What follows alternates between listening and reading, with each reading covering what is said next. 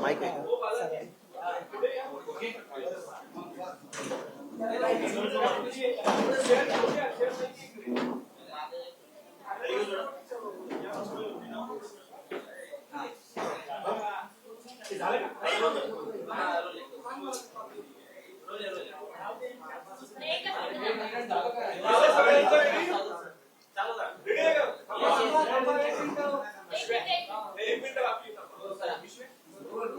प्रश्न विचारणार आहे का मी चालू करायचं?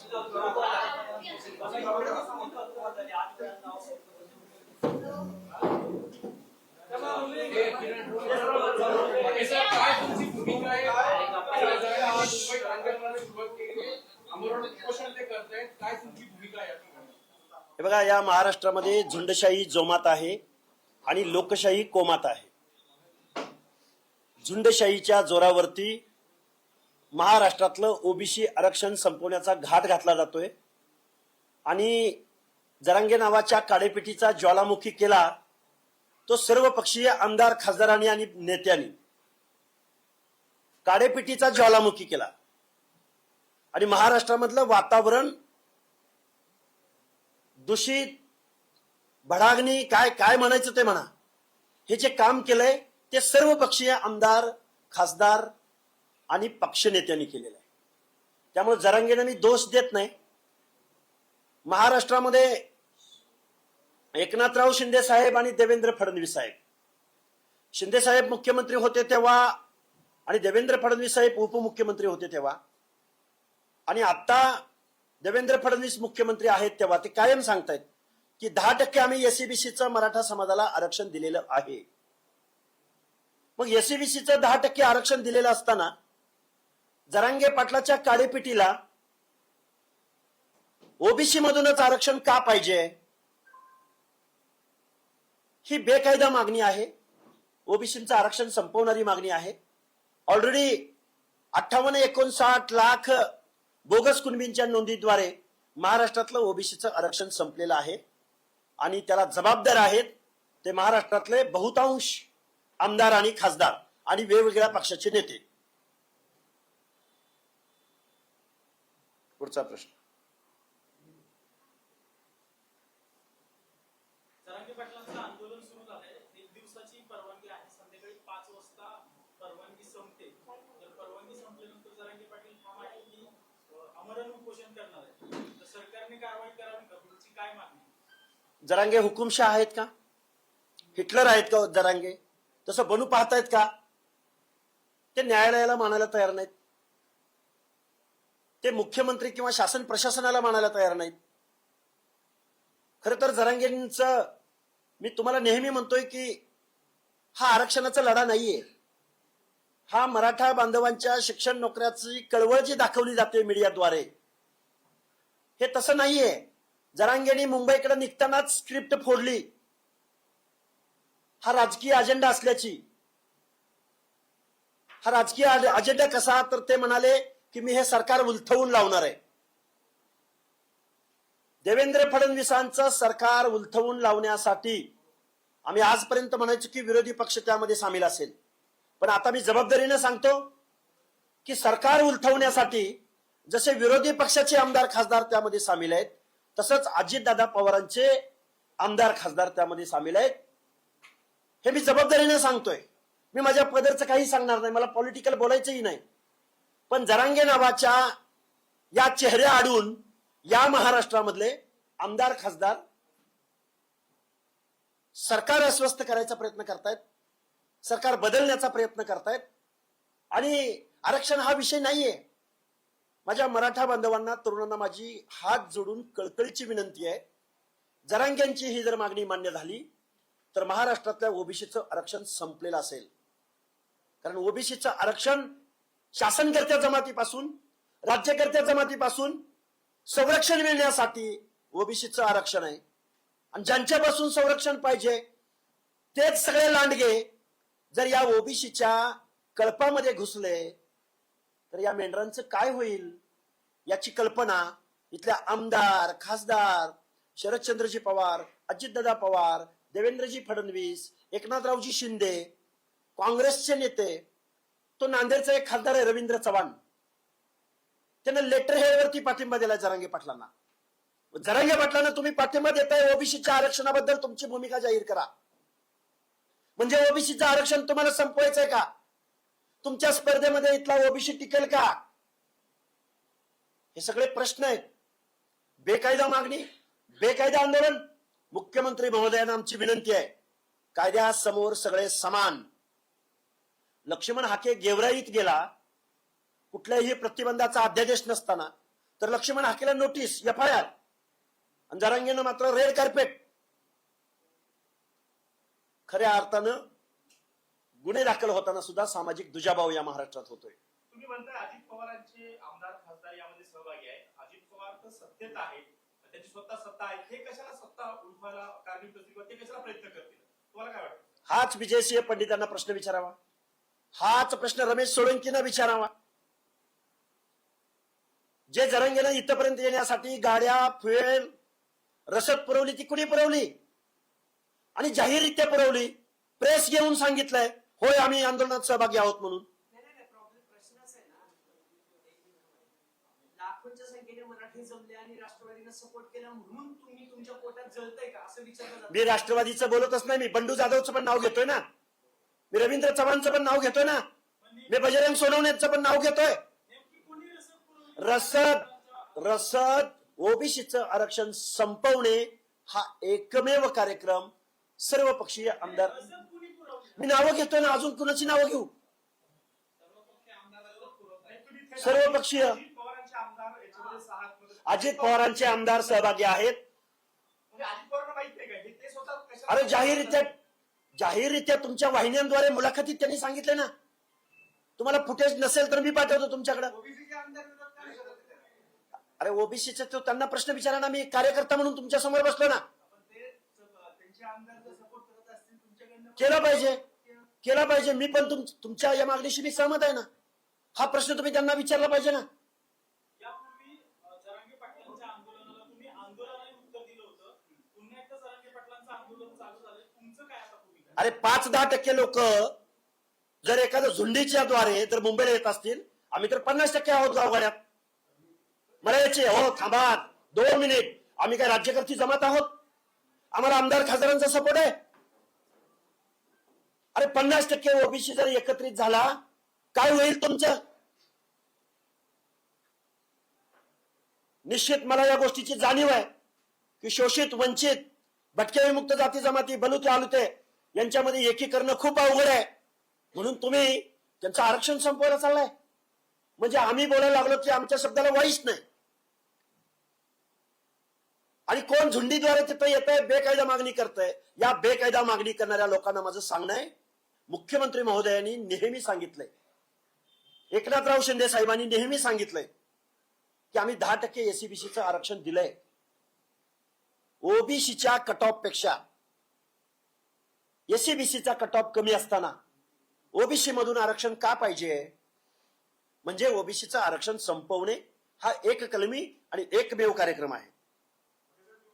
अजित पवारांचे आमदार दुसरीकडे अजित पवार यावर काहीच बोलत नाही गेले काही दिवस. मला एक सांगा, ज्या देवेंद्र फडणवीसांच्या मंत्रिमंडळामध्ये डेप्युटी सीएम पदावरती मांडीला मांडी लावून बसणारे अजितदादा पवार, ज्या दिवशी जरांगेकडून मुख्यमंत्र्यांची आईमाई काढली गेली, खरं तर हा प्रश्न अजितदादा पवारांना सहमत आहे तुम्ही याच्याशी?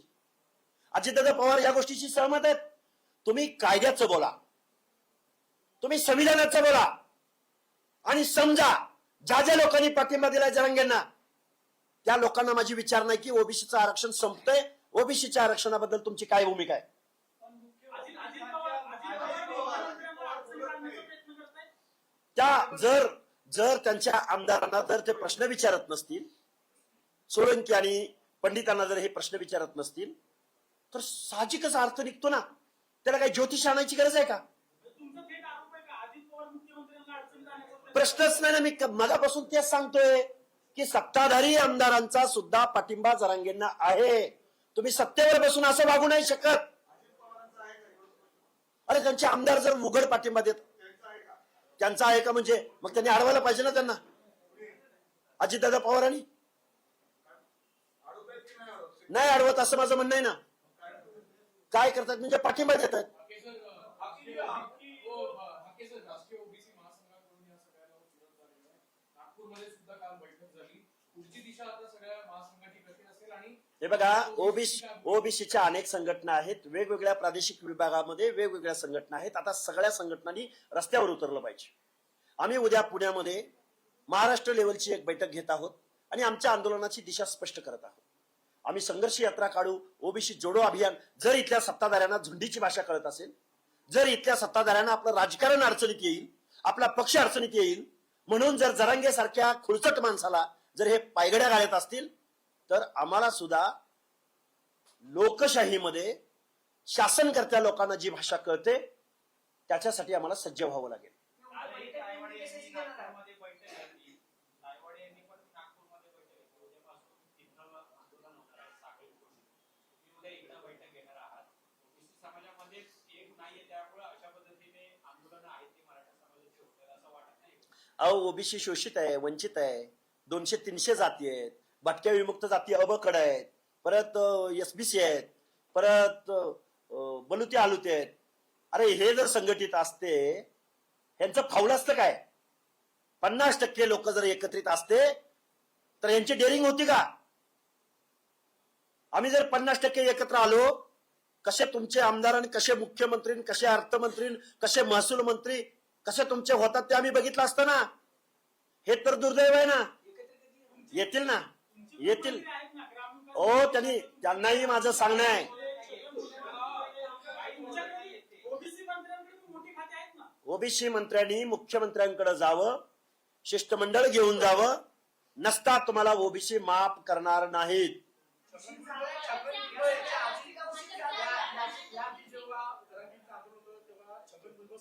आक्रमक होते, टीका करायचे. यावेळेस मात्र ते कुठं दिसत नाही. त्यांना काय झालं? सरकारमध्ये गेले म्हणून ते शांत बसलेत का? निश्चित बोलतील, योग्य वेळी बोलतील. अशा आहेत आमच्या.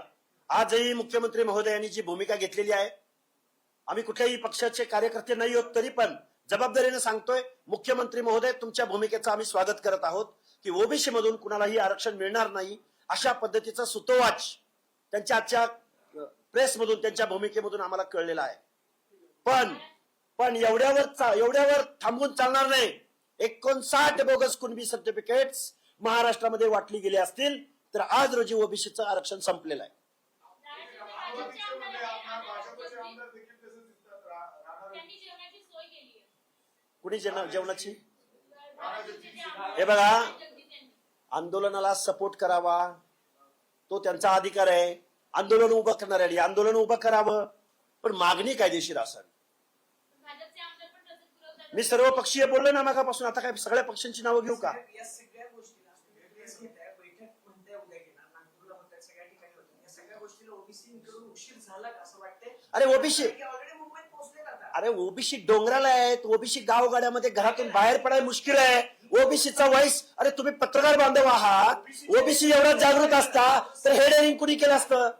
ही कारणं मान्य आहे. आज जरांगे लाखोच्या संख्येने मुंबईत दाखल झाले तर दुसरीकडे हाके एकटेच प्लेस घेतात. पुण्यात तुमचे ओबीसी नेते नाही आहेत का? काय एकटं पाहिलं जातं? तुम्हाला एकटं पाहिलं जातं का? आरोप केला जातो असा की हाके एकटेच मोठं होतं ओबीसी नेता म्हणून. बाकी या प्रश्नावर ठाकरे म्हणतायत की ओबीसी नेता आहे, पण जरा दिसत नाही. आता एक दिसतात इथे.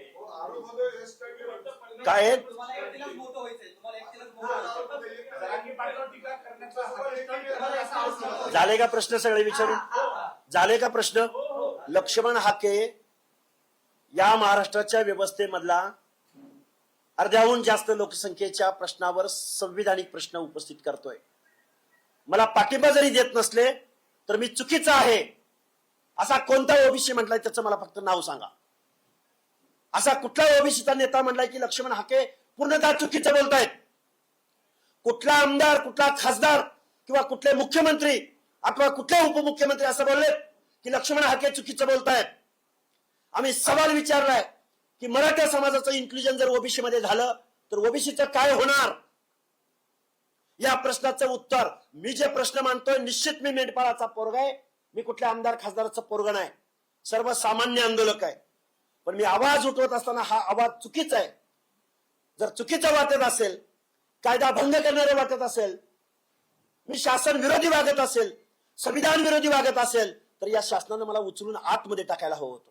यातून एक स्पष्ट होतं की संपूर्ण ओबीसी समाज तुमच्या सोबत आहे की नाही हा प्रश्न निर्माण होतो. येऊ घातले. दुसरी गोष्ट, काही दिवसांपूर्वी माळी समाजाबद्दलचा एक व्हिडिओ तुमच्या सोशल मीडियावर गेला होता. त्यानंतर देखील अनेक ओबीसी समाजातल्याच नेत्यांनी तुमच्या सगळ्या लोकांना माहिती आहे, आता ही जाती जातीत भांडायची वेळ नाही.